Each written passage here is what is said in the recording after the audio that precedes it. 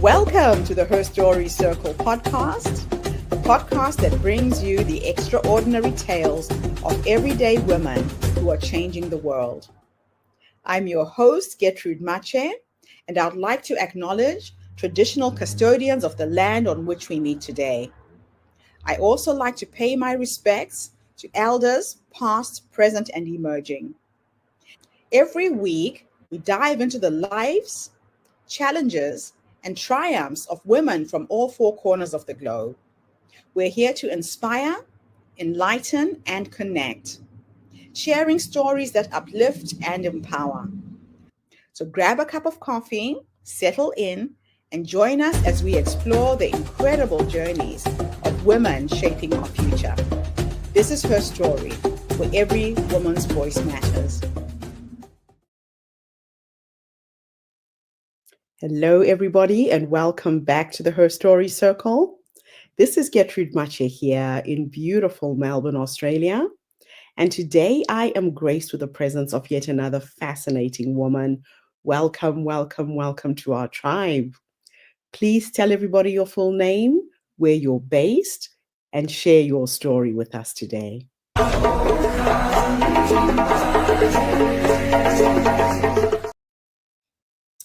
Hello, my name is Yana Johnson, and I'm from Birmingham, England, originally, moved to London, and I now reside in New York City.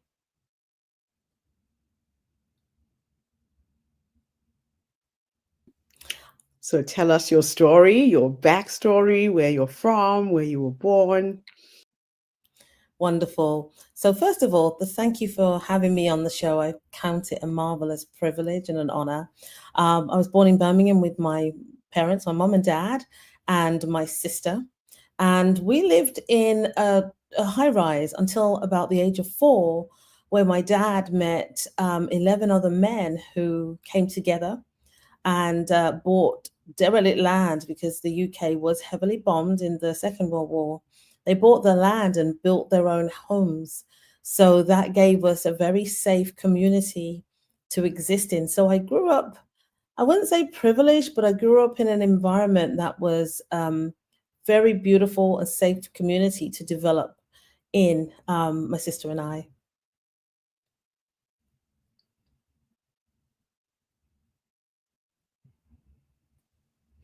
So I really want to get to the story behind the story. So are you married? Do you have children? What did you study in school? And what led you to the business that you are involved in now?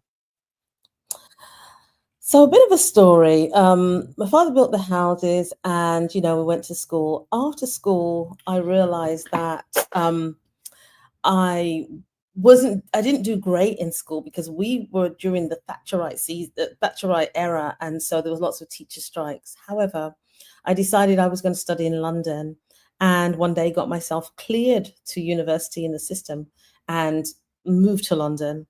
Within a very short time, while I was at university, I ended up being selected as a backing singer for the 291 talent show on London Weekend Television. So I would be on the stage every week at college and on the stage every week being filmed with the house band for this show. And then I ended up on tour with these musicians. I realized I didn't like the tour, but I'm a writer, songwriter, poet, and decided that I would write an album. I didn't know if I was any good, but I thought, hey, I'll give it a try. So I wrote this album, and I wrote a song. Actually, somebody said, could you write a song?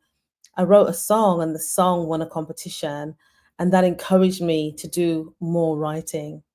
So I've left home now. I'm in London, it's a big city, bright lights, and I'm part of the music and entertainment industry. After I finished university, I worked corporately for a little bit, but I was far too creative for the corporate environment, and ended up writing this album and shopping my demo anywhere I could. I was in New York, I was in London, and I eventually got signed. I got signed by Warner Chappell, and my album was released and sold 50,000 copies in Japan at the time, which was huge. a great boost to confidence and even affirmation of, can I even write? I also wrote for another person on my label, Shola Amma. She won the Brit Awards, and 3 of the songs we did together made it onto the album, which was amazing. Which leads me to how I got into makeup. When I was in the music industry, you would be made up for stage. And until that point, I didn't know what it felt like to look glamorous or to wear makeup. I didn't have a clue. And one day I was at an event in New York, and I met a lady who was making her own products, her own soaps. And I just said to her, where did you get this from? How did you do it? And she said to me, call me tomorrow and I'll tell you everything you need to know. And so, coupled with the fact that I'd had these makeovers from these makeup artists, but didn't really know how to do my own makeup, now meeting this lady, it just drew me into the industry that I didn't know existed. I remember looking at these glamorous Black women from Hollywood and thinking, how do they do that? Why do they look like that and I look like this? And this was the bridging moment when I was headhunted and offered a position. And I didn't want to work for another brand. And I literally just thought to myself, where do they get it from? And that was the beginning of Yana Cosmetics.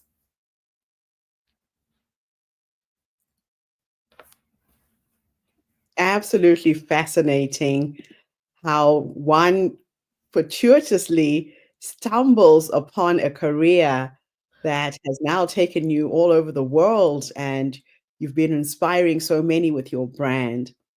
Now, you built your brand before you had business training or funding. Yes. What inner source did you rely on most of those early days? Passion, pure passion. So we started with the music and the writing, which was all passion. You get to express yourself, you get to express whatever you want and then sing, and you work with musicians, and if they like it and they connect, you're really excited. And when I came across the makeup brand, I had the opportunity to stay in the US and get headhunted and be the it girl because I had a British accent, and that goes down well in America, or take the brand to the UK where there just wasn't much choice. And something in me just instinctively knew that was such a big mandate. That Yeah. was the one for me, not the easy one, the one that's bigger than me and is going to benefit more people than I can ever imagine. And I did that. I moved. I went back to the UK. My aunt gave me her credit card and literally says, "Make your order, buy whatever you need." And I went to the UK with my little fake Louis Vuitton suitcase with all my samples. And I would turn up at hairdresser salons and say, look, I'd like to show the ladies my makeup. There was no template. There was nobody who had gone before me. The lady Yeah. in the hair shop didn't even know what do we charge you for a chair? Because you're not doing hair, like making all the money. You're Yeah. new. And we just settled on a thing, and all the ladies under the dryer or the steamer would literally be like, I'm next. And we sold out of the samples pretty quickly, and then I got a shop. I knew I had a shop and I need to be able to give my women the attention that they deserve. So we had a shop, and one day I'm in the shop, and this designer, Adebayo Jones, he's a Nigerian couture designer. He walks into my shop and he says, oh, I want all your staff to pray. And I'm like, I can't just ask people to just get up and pray. They're working. They're doing, in my shop, we had somebody doing nails, somebody doing hair. We had handbags. We had a jewelry cabinet. So it was a one-stop shop, which is common now, but it wasn't common then. It was ahead of its time. And I just call all the staff. I say, hey guys, he had us all stand around in a circle, and I don't know, he blessed us. And then he said to me at the end, if you don't call the store, this particular department store, if you don't call the store, I'm going to be mad with you. I didn't understand what he meant. He could see something I didn't know was there. I didn't understand. You don't know what you don't What you know. don't know. Right. Yes. So I called the store and I stumbled on this, fumbled around trying to say, can I come to the store? I want to show you my, and the lady at the other end of the line said, oh, you want a buyer's meeting? I said, oh, yeah, sure, if that's what it's called. I mean, talk about green, okay? And so for those listening, just do it scared. Just, even if you don't know, just knock on the door. We had Yeah. the buyer's meeting, and in the meeting, but I looked at the products and you can't tell. They don't give you buying signals. They've got a flat look. And then she just turns around to me and says, "When can you start?" Wow. And I don't know, I was ready. And I just said, "Next week." I didn't think about what next week looked like. I said, "Next week." And then she handed me a chart and she said, "Have you figured out what's your prices?" And I said, "Oh, because I didn't know this industry." She handed me a chart with the leading brand on that chart, the price structure. And she said, Right. "Follow that." And that positioned me at premium Wow. immediately. And I haven't looked back. I haven't looked back from that point on many levels, not just as a pioneer, but I think understanding that gut feeling inside of me for the women that didn't have products for them, I was right. That was a right gut instinct to follow, Yeah. because someone was giving me an opportunity, a platform in which I could, work that out and figure that out. And the department store was located in Brixton. Brixton is Okay. where you come. The Brixton market is where you come for food from the diaspora, from all over Africa, the Mm. Caribbean. If you come to the UK, black ladies usually know, look, we're going to Brixton market. We're going to pick up some yams and some cultural things from the market. And across the road is a department store, and they can get like the lace curtains and all of this. And of course, my brand on the ground floor. So they have to walk past my brand to go upstairs. And I would get people from Paris. I would get people from Ghana, from Nigeria. Everyone's coming to Brixton Market and they're going to see the Jamaican lady. So they would That all is amazing. post. And we did things like custom blend your foundation to match your skin. In Wow. 2001, that was huge. We did things like lashes, and we would wax your brows on the counter. We'd have a chair and a little wax pot. And Yes. I remember importing the half wig. It's called a fall part Mm-hmm. of the hair, and you clip it and then you just cover. We were the first in London to have those. When wigs and weaves wasn't Was big. a Right. thing. It was mostly plaits and cornrows and braided wigs, but not like how we see them. And we brought these to an audience in one place. They could come to the counter and get social community conversations, encouragement, Yes. sisterhood. It was fabulous. It's That's really just interesting because I studied in Elephant and Castle and I fun. lived in Vauxhall. So I used to come to Brixton a lot for food and Oh, fruit and vegetables. I know exactly where you were. That is just right. amazing. Oh, that's awesome. Now, let's talk a little bit about motherhood. Many women shrink after heartbreak, yet you expanded. What kept you moving after divorce and single motherhood? I think when we go through a divorce, we dig deep and we look back not only at the issues of the divorce, but sort of Mm, how am I here? I grew up with a mom and dad, and at the time, you think divorce is for people who come from broken places, and that's not the case. People who you marry can come from the broken place that can contribute. that's And true. my ex-husband was a survivor of genocide. So if you can consider, there wasn't that much about trauma and healing as there is now.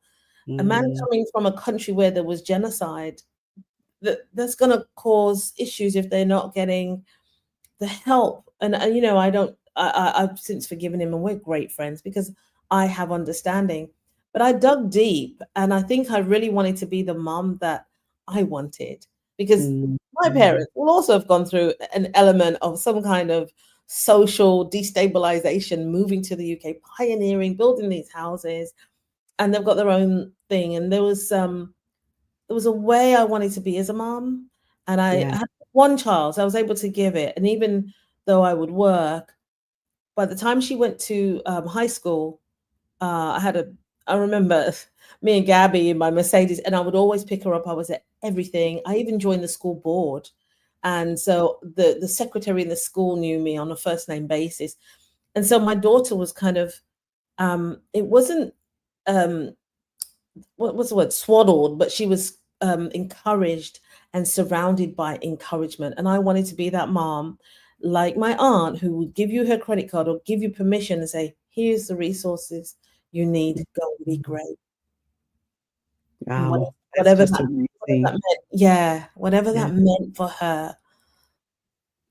Wow. Now tell us the moment that you received your MBE. What did that honor mean to you and to the women that you represent? And explain to our audience what an MBE is, because some people are in countries where they've never heard of it. Okay. So if you make a contribution in the UK to your community nationally, um, uh, locally, you know, you are awarded by the monarchy of the country. And so they Mhm. have an MBE, Most Excellent Order of the British Empire, a CBE, or an OBE. So Okay. depending on how much impact you've made, you'll get one of those. It's like a mini knighthood, but it's to Yeah. encourage people who have gone above and beyond and achieved some things, maybe without the same amount of support and financial support that people Yeah.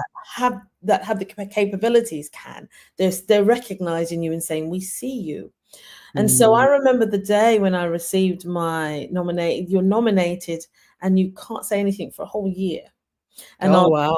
on 1 minute past midnight of the end of the year, that's when that's when you discover. So I remember being actually very tired, worn out, um, burnt out actually. And I remember one day I was actually just gonna take the sign off the door of my shop and just close. I was just over it all. Yeah. And I remember opening a letter, and the letter says, "You've been nominated for an MBE." And I Wow. still wanted to close, but I was like, it was kind of, but wait, what does this mean for me? And when I really, looked into it some more, it meant you're being recognized, you've been honored. You can't Yeah. close your shop down because how can you receive this award and then close? It's pointless. But it means somebody's acknowledged you, they've seen you, they've watched you, your integrity, your brand values, everything that you had hoped that your impact would make, you've now been awarded for that. Good. So, Yeah. I kept it quiet, and at 1 minute past midnight, I think you go on the Gazette or you look it up online, and then you see your name as confirmed. But most of all, I remember it's 1 minute past midnight. So you've said Happy New Year's, you go home. New Year's Day, I remember the phone ringing, and it's a reporter from the BBC or somewhere saying, "How do you feel to have made the New Year's honors list?" Interesting. And I remember just going, "What?" Because how did you remember I love you? So that was just like Wow. amazing to be able to bring that level of honor to your family, my mom, my Yeah. sister. And of course, on the day you go to Buckingham Palace and you get to drive through the front gates. Like That you, is you so know, you see these tours, you crazy. just drive through the front gates. And then when you park and you're entering the palace, they say, "Who is your family?" And your family have to walk behind you. Right. And you get to lead your family into greatness. That was, for me, that was amazing thing because I'm a firstborn. I'm not a boy, but I'm a firstborn. And what a boy might do for the family, I got to Yeah. do that by just being me.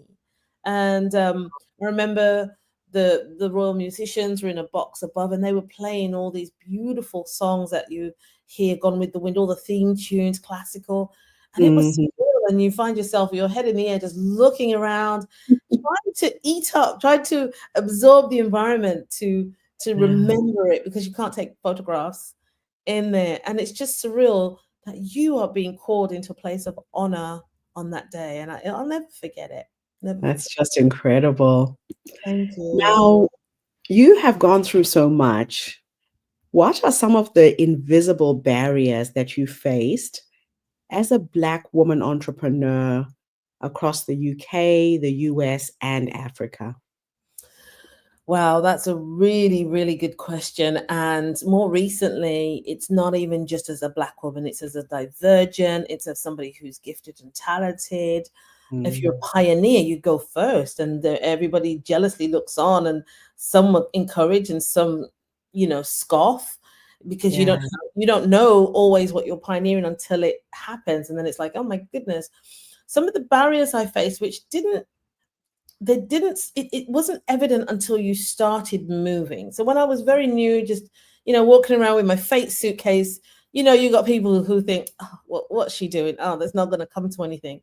But when you Yeah. start winning the awards, when you start getting nominated, 2 honorary doctorates, 7 business awards, and you're constantly in the newspapers, or the people start to take notice. And what happens is you get separated from your peers, people on the ground. You kind of, because you're being elevated for your Yeah. contributions.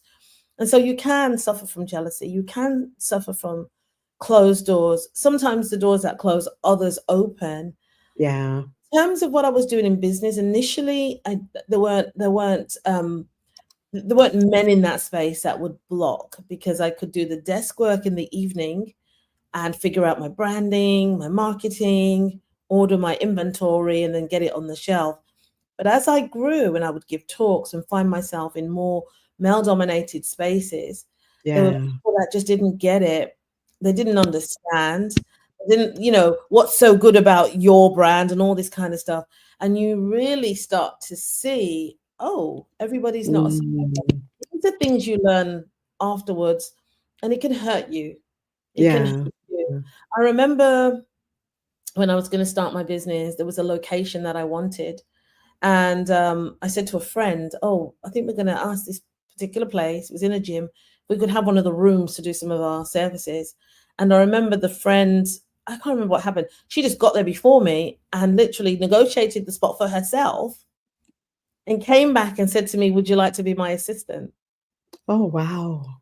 Literally, like, what? Oh, And that wow. was supposed to be somebody who was a best friend. And I just never saw it coming. We just don't know things like signing NDAs, or we don't know how close to keep this secret to our, Yeah. because we just You're so start, trusting. and you want support. Now it's different because you are, and I think that's a rite of passage. I think everybody will and has to go through some sort of betrayal when they start up, or some sort of disappointment, to bolster the personality or character for Mm. because there's bigger and better things, but we have to learn how to handle them better, Yeah. and Yeah. and, That and is so learn how, true. yeah, and learn communication that protects and educates for what they need, but without revealing every little thing. The amount of Mm. people that have said, where do you get your makeup from? Why would I tell you that? You know, um, it's like, what?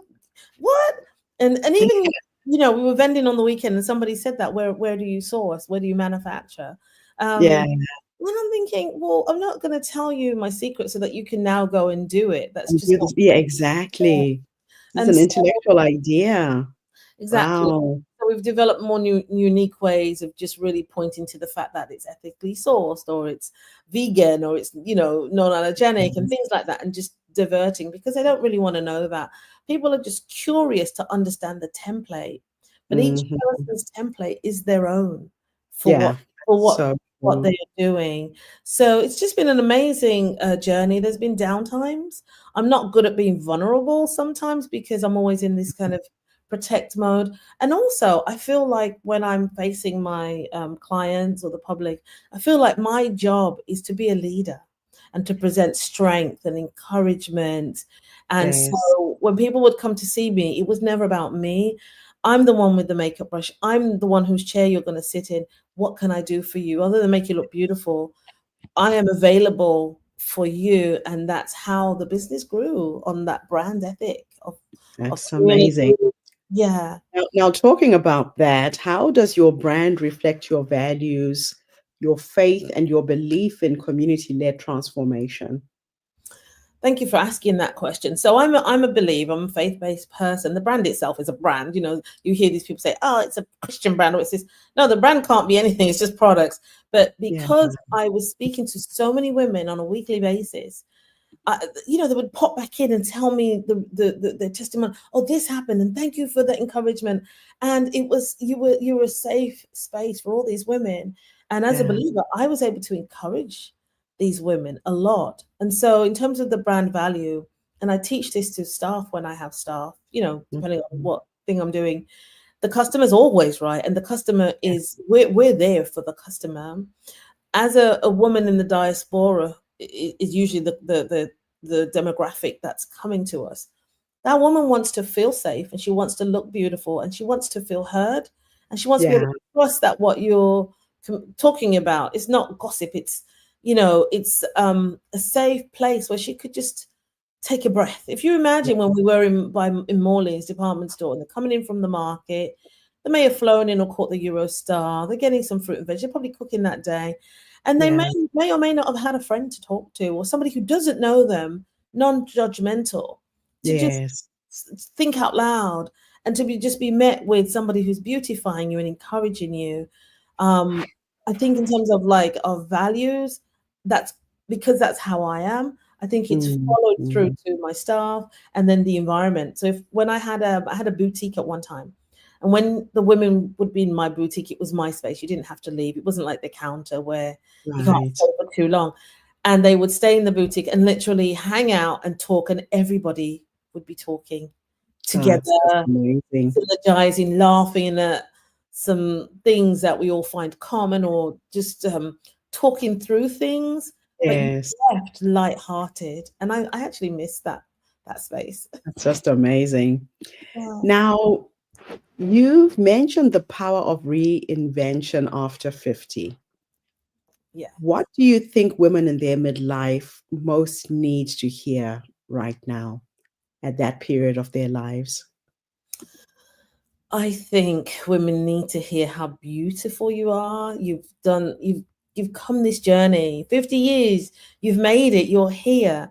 Now your children may or may not have left the nest, and it's time for you to teach them how to love you as you. You've done all the things you needed to do as a wife and a mother, and everybody's mature, but now is the time that you can allow that beauty to shine through. The 40s are fabulous because you really get a sense of who you are, but the 50s is the grace where you walk in that maturity, the confidence. You know some things now because you've gone through that loop a few times.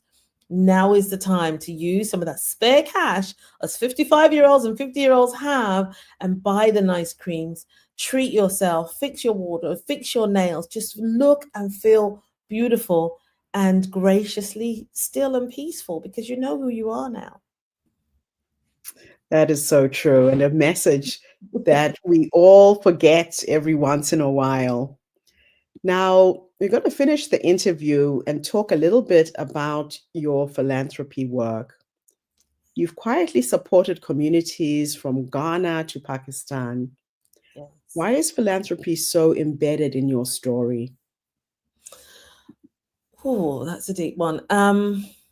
I've been through a lot in my time, and I really am honorable to people who have seen me, heard me, and provided a solution. And I have quite a loyal character, and I think I'm also very sensitive. So when I see need, I'm always the one thinking, what can I do to help that need? So philanthropy is really important because not only is it paying it forward, but any problem we see out there that we even attempt to solve, there's a blessing that comes back to us for doing that.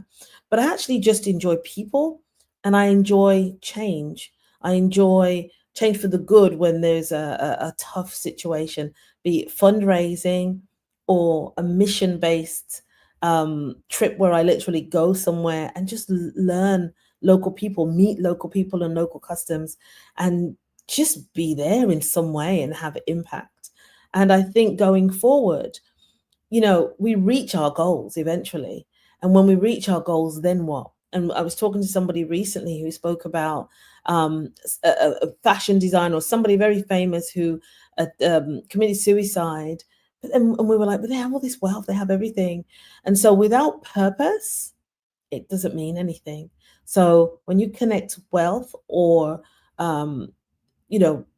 building your wealth or, being an entrepreneur without a purpose, you'll burn out and you won't have anything to show long lasting for all the work that you've done. So I think it's really important. That's absolutely wonderful. Yeah, and it is good to remember to be the change you want to see in the world. And if through business you can support the communities around you, you can really make a difference. That is fantastic. So what lessons has your daughter taught you about legacy and resilience across generations? And that's the last question I'm going to ask you. Thank you so much. My daughter is, oh, she shines, she glows so much. And she sends me beautiful messages like, Mom, if it wasn't for you, if I didn't have a mom like you, because she's very empowered to be her. And even now, as a young adult, it's a hands-off approach. And so I taught her to love God. That was the main thing. In teaching her to love God on my low days, she reflects that back or will say things that I've taught her. I remember when she was little and I would drop her off at school and I would say, "You're a winner," out the door. And there's days when we're on a call, or if I say goodbye, she shouts back, "You're a winner." And you, for a minute, you're like, oh my gosh. And you get back a piece of what you've been giving them for years.